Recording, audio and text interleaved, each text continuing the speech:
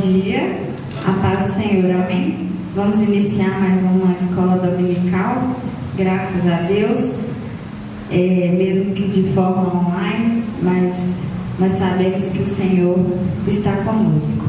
Eu vou fazer uma oração para a gente iniciar. Senhor Deus, muito obrigada por essa oportunidade, Senhor, muito obrigada porque o Senhor nos trouxe aqui, que o Senhor tem nos abençoado, tem derramado as Tuas misericórdias sobre as nossas vidas, Senhor. Muito obrigada porque o Senhor nos tem livrado de todo o mal, que esse vírus não tem nos atingido, Senhor, e que o Senhor nos proteja, Senhor, proteja cada um que está em casa, Senhor, aqueles que estão trabalhando, Deus, que o Senhor cuide de nós, Senhor, que o Senhor possa colocar a Tua mão sobre nós, Deus. Abençoe mais essa escola dominical, em nome de Jesus, amém.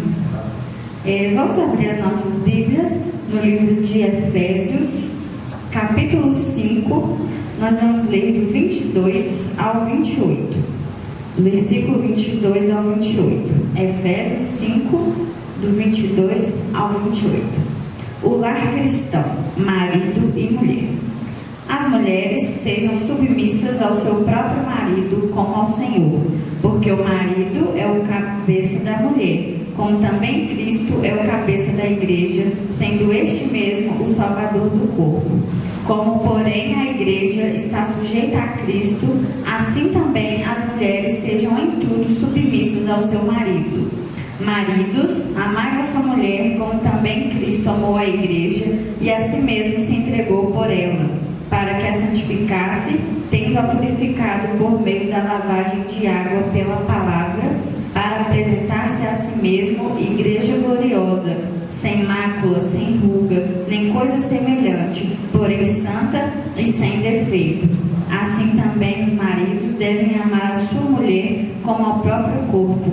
Quem ama a esposa, a si mesmo se ama. Amém? Vamos entoar o louvor.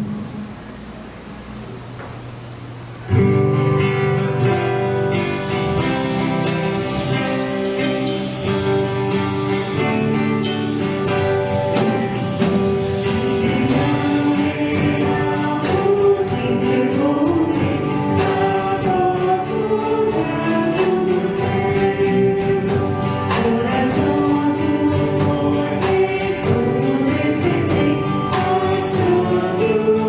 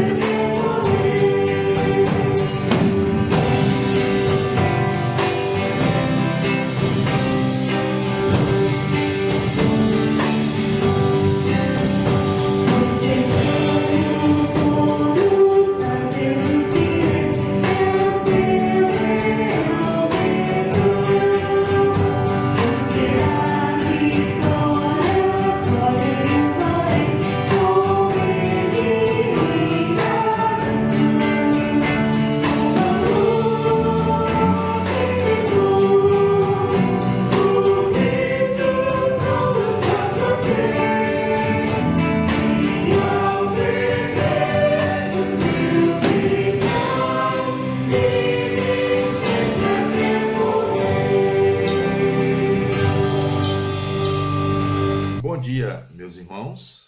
Nós vamos dar continuidade à nossa escola dominical desta manhã com o estudo da nossa lição. Hoje nós vamos estudar a lição de número 11. Nós estamos estudando essa série de lições da nossa revista que fala sobre a idolatria, como nós já tivemos a oportunidade de anunciar para os irmãos. O título da revista é Deus e Demais, quem está no trono do teu coração? Portanto, trata-se da nossa relação com a idolatria. E dentre os vários temas que nós já estudamos, nós já estamos chegando aí ao final da série de lições sobre esse tema. E dentre os vários subtemas que nós estudamos, hoje nós vamos para o título da lição, Hipocrisia, Narcisismo e o Corpo. É a lição de número 11.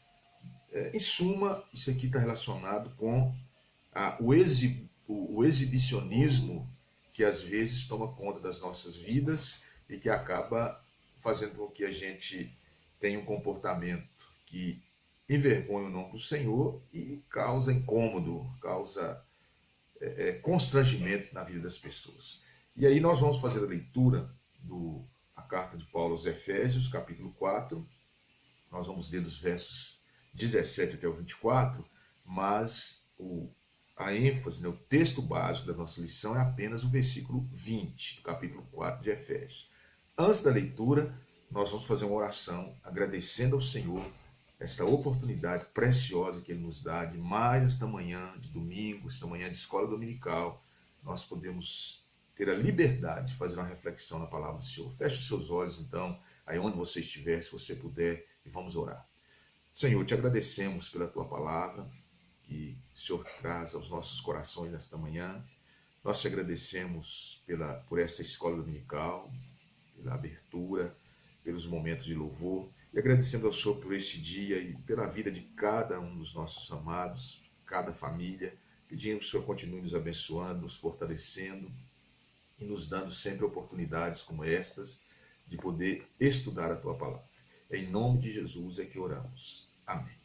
Então vamos à leitura, irmãos. Eu já estou aqui com a minha Bíblia aberta. Nós vamos fazer a leitura, então, Efésios capítulo 4, versículos 17 até o 24.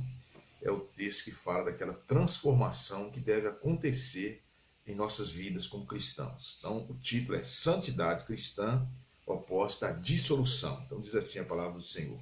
Isto, portanto, digo e no Senhor testifico, que não mais andeis como também andam os gentios, na vaidade dos seus próprios pensamentos, obscurecidos de entendimento, alheios à vida de Deus por causa da ignorância em que vivem, pela dureza do seu coração, os quais, tendo se tornado insensíveis, se entregaram à dissolução, para com avidez cometerem toda sorte de impureza.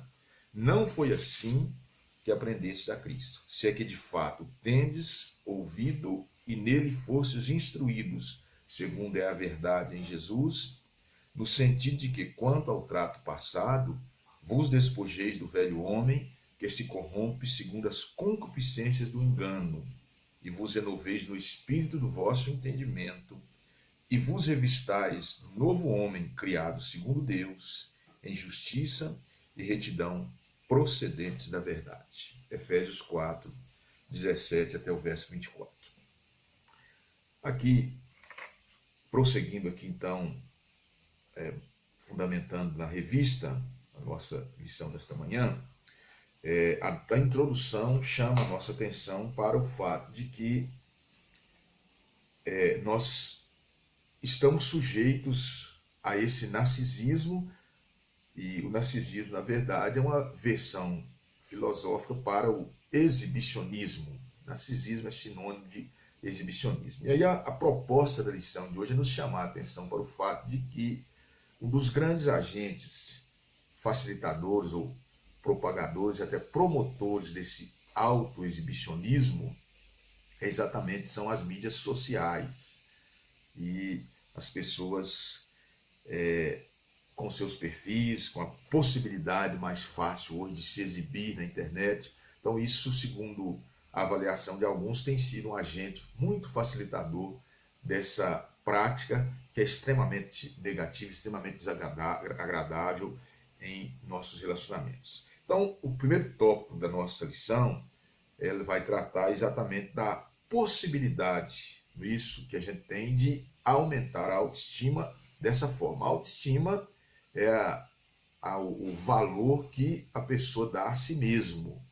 Então, se eu me considero alguém, para mim mesmo, como uma pessoa de valor, uma pessoa positiva, eu tenho uma autoestima elevada. Aquelas pessoas que têm a baixa autoestima, a autoestima lá embaixo, ou seja, o gostar de si mesma muito negativo, são aquelas pessoas que só acham defeito nelas, se julgam sempre incompetentes, se julgam as piores, se julgam rejeitadas pelas pessoas no meio onde elas estão. Isso traz um profundo sofrimento, uma profunda angústia de alma na vida das pessoas e acaba gerando pessoas extremamente doentes emocionalmente na nossa sociedade.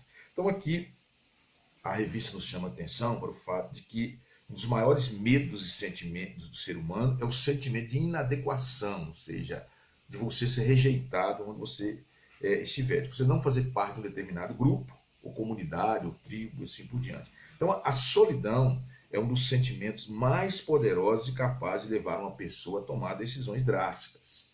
A solidão, esse sentimento interior de solidão, de que mesmo no meio das pessoas a pessoa se sente só, se sente rejeitada, se sente excluída, isso vai gerando uma doença emocional, gera depressão, e em alguns casos mais extremos levam as pessoas até a atentar contra a própria vida, como nós temos visto uma prática tão comum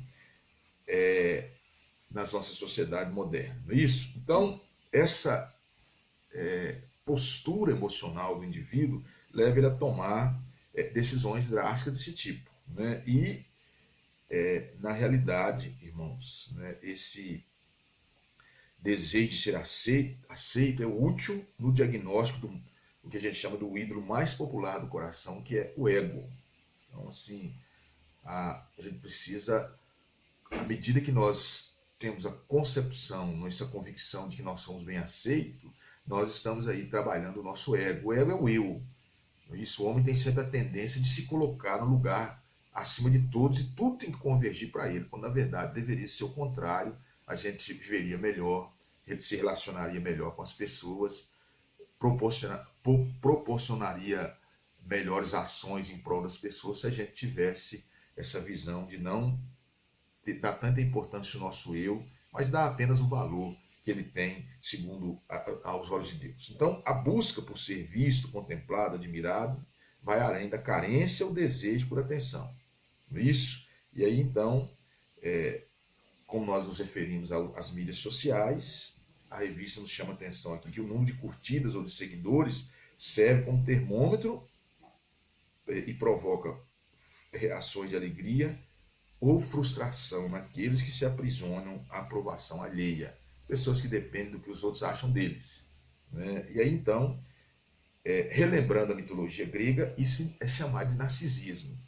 E a primeira parte, o primeiro subtópico dessa primeira parte aqui com relação ao aumento da autoestima, fala sobre o narcisismo. Então, o narcisismo é uma reação, atitude emocional que está ligada à cultura grega antiga. É uma lenda que era um jovem chamado Narciso, que ele era fruto de um relacionamento entre uma ninfa chamada Licíope e Césifo. E aí uma profecia foi feita sobre ele, de que ele jamais poderia ver o reflexo do seu próprio rosto. Se visse, ele morreria. É lenda, mas que acabou gerando um conceito aí psicológico, filosófico na era moderna. Então, certo dia, quando ele então estava numa caçada, ele passou às margens de um riacho, e ali cansado, no início ele ajoelhou e viu o reflexo do seu rosto na água, água limpinha, e ele ficou impressionado com a sua beleza. E ali ele ficou contemplando a sua beleza até se consumir de amor por si mesmo, né? E aí acabou, ele tombou naquela relva, e diz a mitologia que ele se transformou em uma flor que hoje tem o seu nome, a flor de Narciso. E aí então, esse mito, que deu hoje a esse termo narcisismo, é uma boa analogia para o propósito dessa lição, falando aí do encanto de cada um por si mesmo. E aí a proposta da lição é nos chamar a atenção para o fato de que a internet se tornou um poderoso instrumento para aqueles que se desejam se mostrar. E aí como que isso acontece? Aí nós vemos aqui de várias maneiras. Então, há quem tente se impressionar pela beleza física. Na verdade, a internet é só um agente para isso. Há outros meios também. Por isso exibe o seu corpo, esse exibicionismo físico que as pessoas caem nele aí. Então, há aqueles que as suas opiniões sobre tudo é a opinião que vale, ele que sabe tudo, não tem. Há aqueles que se vangloriam da sua intelectualidade, quantos livros estão lendo e assim por diante, né? Aqueles que ostentam os lugares por onde viajam, né? E assim por diante. Então, esse conflito de vaidades, ele alcança aí uma amplitude muito grande, para as pessoas ficam disputando aí quem recebe mais atenção ou mais comentários. Você percebeu? É uma atitude que a pessoa tem de acrescentar à sua vida essas práticas ou essas características e se fundamentar nelas para que aí no seu íntimo ele acha que essas características ou práticas que nós anotamos aqui, e tem muitas outras, isso faz dele uma pessoa melhor do que os outros, alguém superior. Então, isso é uma exaltação do seu ego, o seu próprio eu. Então, próprio eu. Então, narcisismo, autoestima, autoimagem, são palavras relacionadas com o eu, isso da pessoa, não estão na Bíblia, não tem esses termos na Bíblia, mas relaciona-se à realidade do pecado, o egoísmo, a vaidade, a idolatria, na vida das pessoas, mais do que qualquer outro mito. Por quê? Porque ele trata do próprio ser humano, do próprio eu. E aí a idolatria começa exatamente na relação que a pessoa tem consigo mesmo. Ela começa a idolatrar-se a si mesmo e ela começa a ter problemas. E aí, enfim, nós vemos aí vários resultados que temos aí indivíduos da nossa sociedade. E Paulo já falava sobre isso quando ele escreveu os Filipenses, lá no capítulo 3, versículos 18 até o versículo 19, ele diz que, quando ele fala sobre certos indivíduos que estavam chegando, penetrando a igreja, né, eu vou ler aqui, Filipenses 3, versículos 18 e 19, diz assim: pois muitos andam entre nós, dos quais repetidas vezes eu vos dizia e agora vos digo, até chorando, que são inimigos da cruz de Cristo. O destino deles é a perdição, o Deus deles é o ventre, e a glória deles está na sua infâmia, visto que só se preocupam com as coisas terrenas. Então, ventre aqui é o próprio eu. O Deus daquelas pessoas, e que acontece com muitos de nós hoje, sempre aconteceu ao longo da história, que a gente considera, a pessoa considera a si mesmo como o centro das atenções. O que mais de valor tem para ele é ele mesmo. Nada pode girar ao redor dele se ele não for o centro das atenções. Então, Paulo já nos alerta para essa realidade que a igreja de Filipos estava enfrentando. Portanto, não é uma atitude emocional, existencial nova. Já nos tempos bíblicos, os apóstolos, os líderes da igreja enfrentavam essa dificuldade que afligia as pessoas. E aí, então, narcisismo é isso, é exibicionismo, a pessoa achar que ele é melhor do que outros. Pode ser a beleza, pode ser a capacidade física, intelectual, artística e assim por diante. Né? E aí, a segunda parte desse primeiro tópico, o segundo tópico, fala sobre o corpo. Como que nós cristãos devemos, tendo em vista que o narcisismo está relacionado ao eu. Então, como que eu devo tratar o meu eu? Como que eu devo tratar o meu corpo? E aí, então, né, Paulo nos mostra que nós temos várias práticas, por exemplo, o exercício físico, o alimento, a vaidade. O grande problema é a gente idolatrar essas práticas em nossas vidas. Né?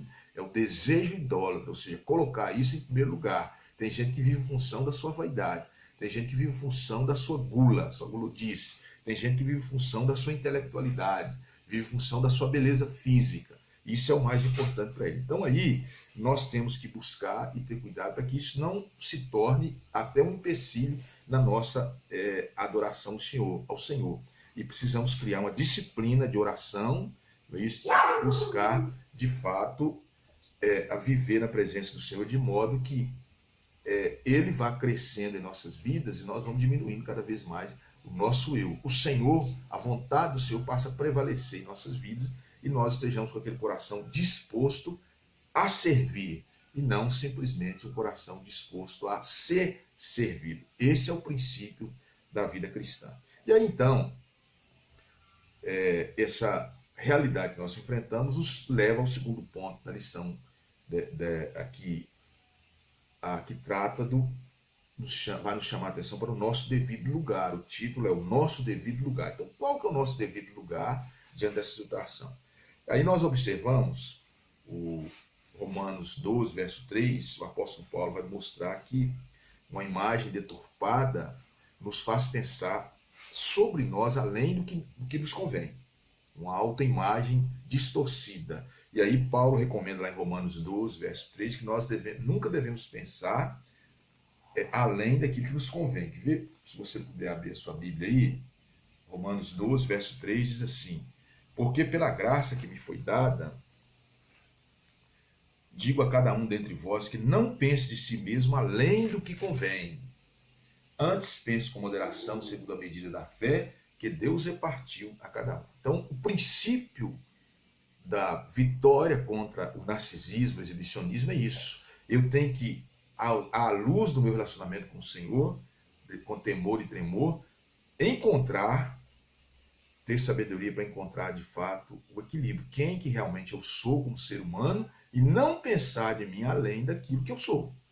Convém cada um ter o conceito de si mesmo daquilo que a pessoa é e não além daquilo que ela pega. Isso, e aí então nós observamos que esse é um desafio porque o nosso coração ele nos leva a pensar além disso aí, a ter posturas diferentes. Não é? Jeremias 17, 9, Mateus 15, 19 fala que o nosso coração é um coração contaminado e a gente precisa ter cuidado com isso. Não é? E aí então, mas nós precisamos lembrar que nós somos até chamados de vermes. Lá Isaías 41, verso 14, que é uma palavra profética, mas que descreve bem de forma figurada a insignificância que nós somos diante da grandeza de Deus.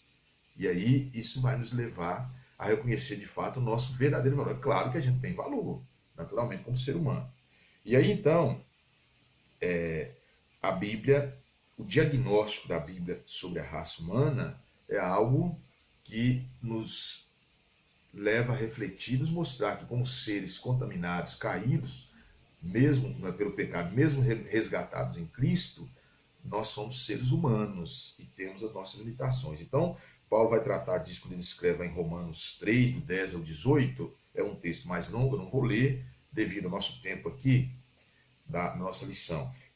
Paulo vai dizer que não há um justo sequer, não há um bom, não há quem busque a Deus, não há quem faça o bem. É um diagnóstico bem confrontador com a realidade que nós vivemos hoje quando as pessoas pensam de si mesmas. E também ele escreve isso lá na sua segunda carta a Timóteo, capítulo 3, versículo 9, quando ele descreve de fato a natureza do ser humano, as práticas nossas são práticas reprovadas diante do Senhor. Mas aí, irmãos, nós sabemos que a Bíblia, quando nos confronta, é para trazer a solução. E aí nós vemos então que, apesar de tudo isso, apesar da nossa luta e a gente conviver com isso, está presente a natureza humana caída, corrompida pelo pecado, nós fomos resgatados por intermédio de Cristo Jesus, pelo seu precioso sangue. Então Deus enviou Jesus Cristo para me resgatar, para te resgatar dessa podridão que é a natureza pecaminosa que Paulo descreve no capítulo 3 de Romanos, conforme nós nos referimos aqui antes. E aí, em Cristo, nós vamos sendo transformados. O texto que nós lemos de Efésios, Paulo diz que nós devemos despojar do velho homem, renovar o nosso entendimento e nos revestir do novo homem. Há uma transformação em Cristo Jesus. E aí nós vamos sendo transformados à imagem de Cristo, segundo os Coríntios 3, verso 18. Né? E aí, nós que somos raça eleita, sacerdócio real, nação santa, conforme Pedro diz lá na sua primeira carta, capítulo 2, versículo 9, nós vamos sendo transformados a cada dia por causa dessa obra de Jesus realizada em nosso favor, em meu favor, em seu favor, na cruz do Calvário. E aí então, nesse reconhecimento de onde é o nosso devido lugar, isso nos leva a ter algumas atitudes. Primeiro, nós temos que observar aí, o primeiro subtópico aqui desse segundo ponto da lição, nos lembra que nós estamos, né, uma imagem em processo de restauração em nossas vidas. Ou seja, na cruz, o nosso velho homem é morto, aí a nova criatura ressuscita pelo poder de Deus, porque a salvação é isso, não é uma ressurreição física. Quando a Bíblia nos lembra que nós estamos mortos dos nossos delitos e pecados, é uma morte espiritual. Fisicamente nós estamos vivos, mas estamos mortos espiritualmente. Quando Jesus Cristo, quando nós recebemos Jesus como Senhor e Salvador, a Bíblia diz que nós fomos ressuscitados juntamente com Ele. Efésios 2, dos versos 1 até o 9. Nós fomos ressuscitados juntamente com Ele e agora estamos assentados nos lugares celestiais. Não estávamos mortos fisicamente, espiritualmente. E também não estamos no céu ainda. Isso é apenas figuradamente falando. E aí então,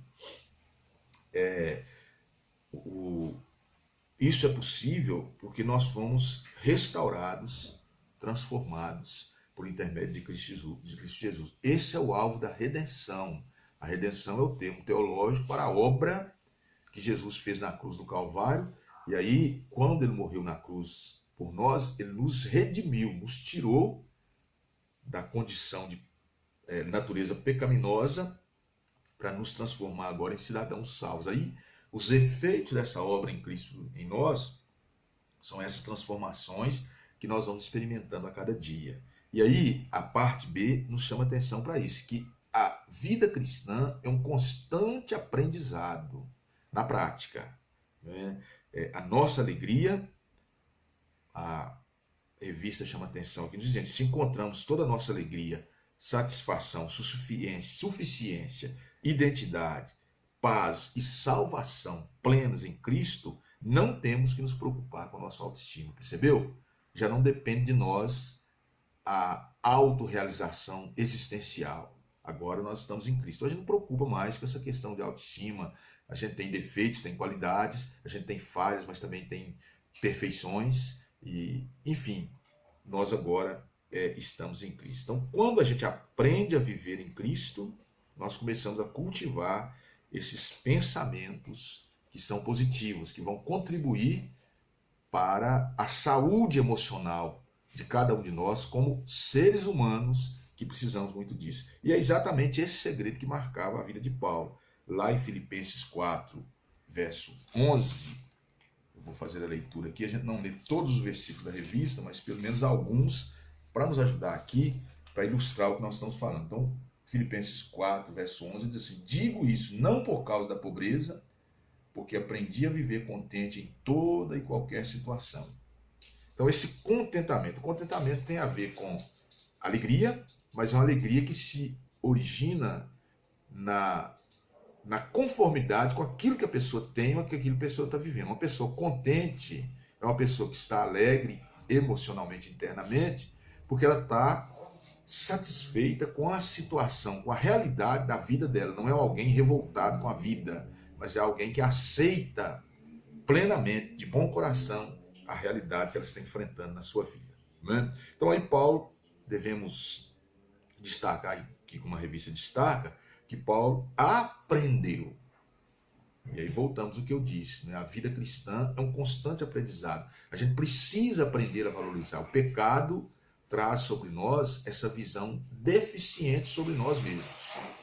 A gente sempre acha, já observou? Se a gente tem um cabelo, exemplo simples, a gente tem um cabelo liso, a gente queria ter um cabelo mais firme, assim, mais enroladinho, para fazer aquele cabelão cheio, e às vezes o cabelo lisinho não dá, fica caindo do lado. Se a gente tem um cabelo bem enrolado, a gente queria ter um cabelo liso. Se a gente é baixinho, a gente queria ser mais alto. Se a gente é gordo, a gente queria ser mais magro. Enfim, se a gente tem um olho de uma cor, queria ter de outra cor. Então, enfim, isso parte dessa relação que a gente tem com a gente mesmo. A gente não consegue aceitar a maneira como nós fomos criados. Então, é preciso aprender a conviver É você olhar para você e se enxergar como criado ou criada à imagem e semelhança de Deus e ter a consciência que você é um projeto perfeitamente, completamente realizado por Deus, criado à imagem e semelhança dele. Nesse sentido, todos nós somos pessoas muito bonitas, porque nós refletimos a imagem de Deus. E aí, em segundo lugar, aqui, com relação a esse aprendizado, o contentamento, ele supera a condição de vida na qual nós nos encontramos. Você sabe que a Bíblia não é inocente nos seus ensinamentos em não nos prevenir sobre os nossos erros, as nossas falhas, as nossas limitações. Quanto mais nós lemos a Bíblia, mais nós somos capazes de diagnosticar de fato a realidade na qual nós estamos inseridos. Mas, quando a gente aprende a viver contente com aquilo que Deus nos deu, com o modo como Ele nos fez, com a realidade que Ele nos proporciona, isso nos leva a superar a condição de vida. Por isso que às vezes a gente está numa condição desfavorável, mas a gente tem contentamento, tem alegria no coração, está satisfeito diante de Deus. É o que aconteceu com Paulo. Ele dizia, eu aprendi a viver contente, eu aprendi a conformar e me alegrar com qualquer circunstância da minha vida, a pobreza, a riqueza, qualquer circunstância. Esse é o grande desafio do ser humano, não só nos nossos dias, mas em todos os dias. E aí, a parte C da lição, ela vai falar, o título é Priorizando o Próximo, ou seja, quanto mais nós vivemos em função do próximo, mais nós deixaremos de ser egoístas e seremos mais altruístas. O altruísmo é a capacidade que a pessoa tem de estar voltada a sua atenção para o próximo. O egoísmo, ela volta a sua atenção sempre para ela. Tudo tem que convergir para ela.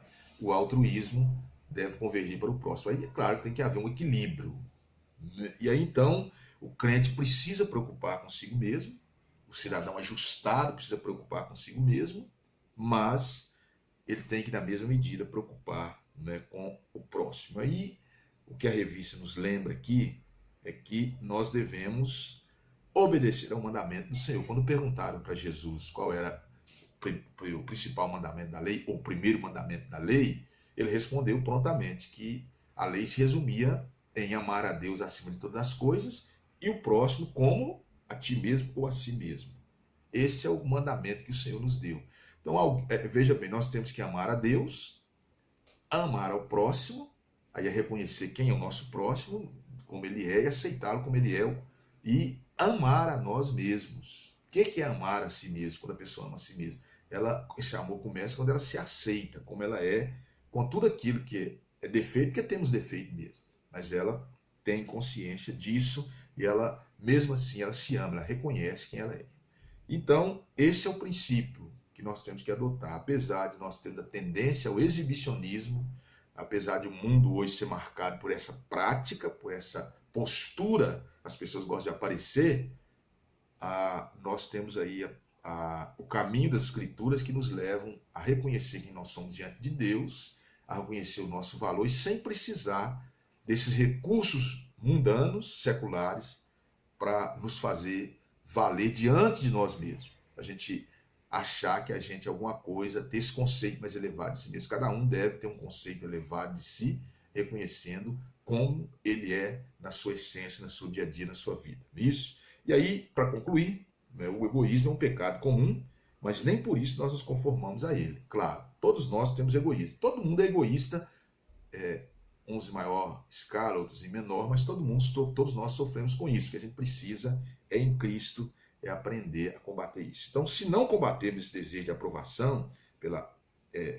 desejo pela aprovação em autossatisfação, seremos escravos das opiniões alheias. Então, nossa alegria e suficiência estão em Cristo Jesus. Então, você deve ter cuidado, eu devo ter cuidado. A lição conclui nos lembrando que a gente deve ter cuidado para não se tornar um escravo da própria imagem, na tentativa de agradar as pessoas ou de preencher os padrões, os valores estabelecidos pelas outras pessoas. Pode servir para eles, de repente para você não, para mim não. Você tem que estabelecer aquilo que você é para você mesmo, porque é isso que vale diante de Deus. Então que o Senhor continue abençoando a todos nós, que a gente tenha sempre essa convicção. Exibicionismo é idolatria de si mesmo, isso não agrada a Deus, isso é colocar o seu próprio eu no lugar de Deus. E como o próprio João Batista testemunhou e o João Evangelista registrou lá no capítulo 3 do seu evangelho, isso é necessário que, convém que ele cresça e que eu diminua. Essa deve ser a nossa postura. Deus te abençoe nesse dia, continue te fortalecendo, te sustentando. Nós vamos agora, então, a passar a segunda parte, que são os passos para o encerramento da nossa escola dominical nessa manhã. Deus abençoe a todos vocês e continue lhes dando aquela paz que é própria somente daqueles que confiam no Senhor. Em nome de Jesus nós te desejamos isso. Amém e amém.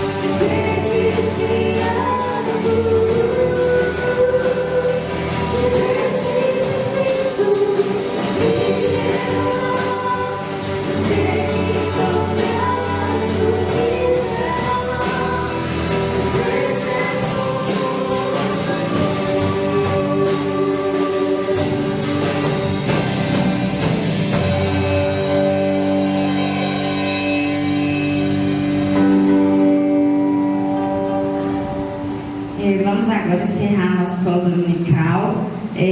Vamos orar pelos nossos aniversariantes da semana e que Deus possa nos abençoar em mais essa semana que se inicia. Senhor Deus, muito obrigada por esse dia, Senhor, muito obrigada porque o Senhor tem nos abençoado até aqui, que o Senhor possa estar nos guardando, Senhor, em mais uma semana, abençoando a cada um, Senhor, que o Senhor tenha misericórdia das nossas vidas, cuida de nós, Senhor, abençoe os aniversariantes dessa semana, que o Senhor deu muitos e muitos anos de vida debaixo da Tua presença, Senhor. Em nome de Jesus, amém.